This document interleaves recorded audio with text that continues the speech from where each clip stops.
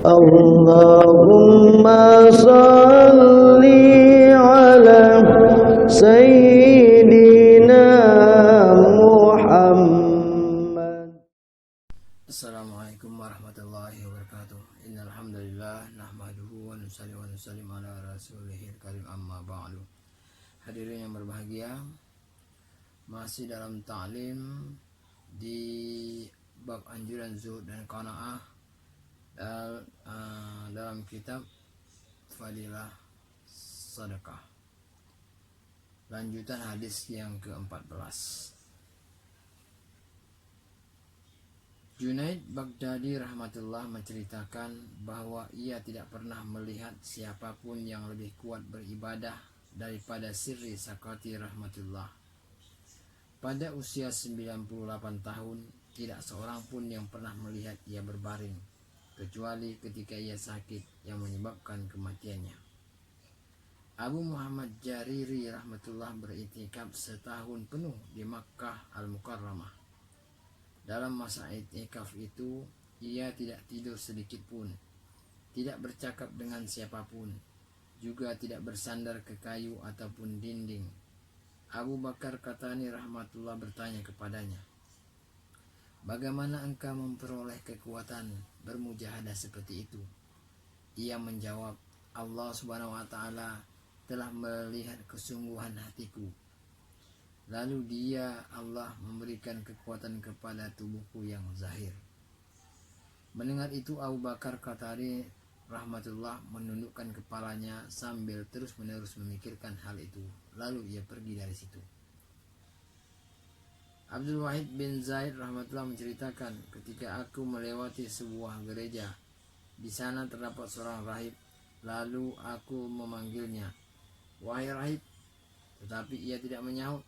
Pada panggilan yang ketiga, ia berpaling kepadaku lalu berkata, "Aku bukan seorang rahib.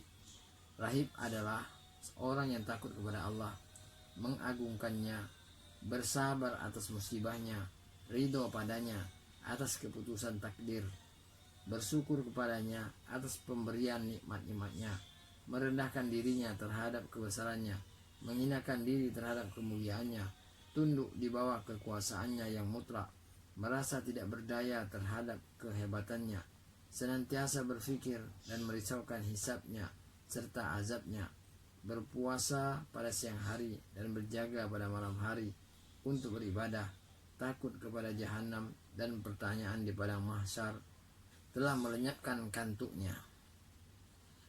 Barang siapa yang mempunyai ciri-ciri tersebut, dialah seorang rahib. Aku bukan seorang rahib.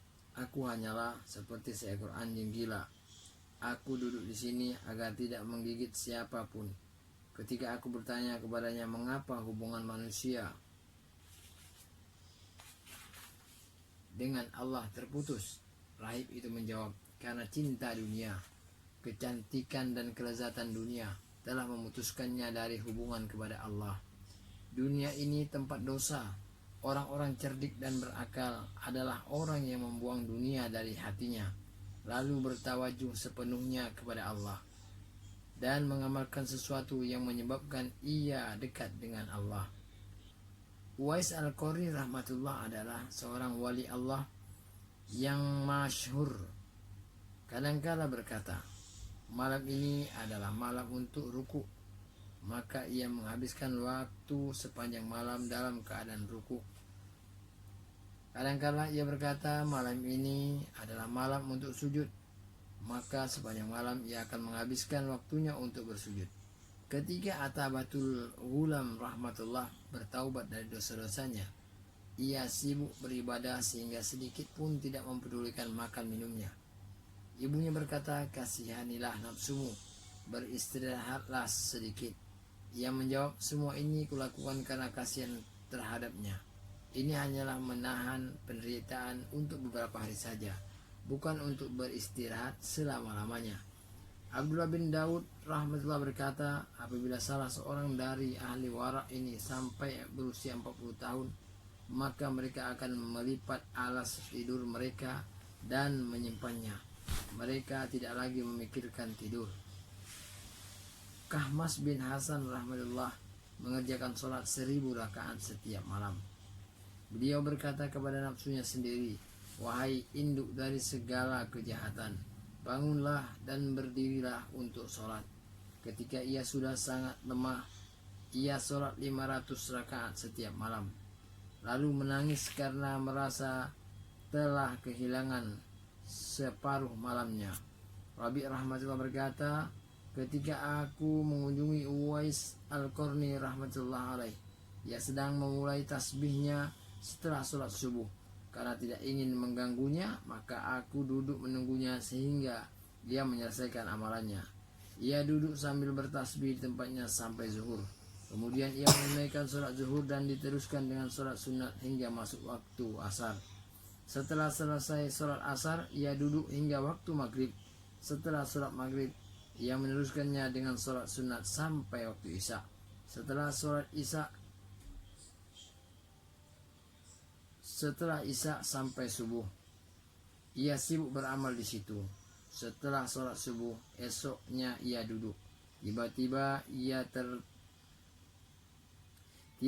ia terserang rasa kantuk. Maka ia langsung berkata, "Ya Allah, aku meminta perlindungan kepadamu dari mata yang tidak pernah kenyang dari tidur.